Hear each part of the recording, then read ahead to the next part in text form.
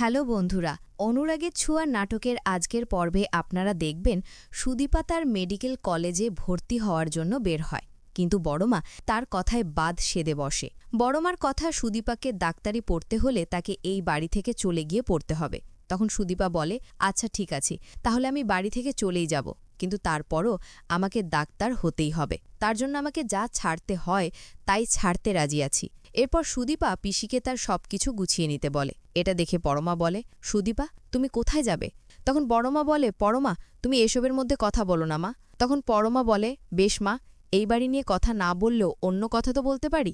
তখন পরমা সুদীপাকে বলে, তুমি কলকাতার কিচ্ছু চেনো না, জানো না, এই অবস্থায় কোথায় যাবে? তোমার এই অবস্থায় কোথাও যাওয়া উচিত হবে না। তখন সুদীপা বলে, তুমি চিন্তা করো না পরমা, আমি ঠিক কোনো একটা ব্যবস্থা করে নেব। এদিকে বাড়ির এই অবস্থা দেখে অভ্র আদিত্যকে ফোন করে সবটা জানিয়ে দেয়। আর সুদীপা যখনই বাড়ি থেকে চলে যাবে ঠিক তখনই সেখানে আদিত্য চলে আসে এবং বলে, উনি কোথাও যাবেন না। উনি যদি চলে যায় তাহলে আমাকে ওনার সাথে চলে যেতে হবে, কেননা একজন স্বামী কখনোই তার স্ত্রীকে একা ছেড়ে দিতে পারে না। তো দর্শক, এই ছিল এখনকার মতো আপডেট। পরবর্তী আপডেট পেতে আমাদের সাথেই থাকুন। ধন্যবাদ।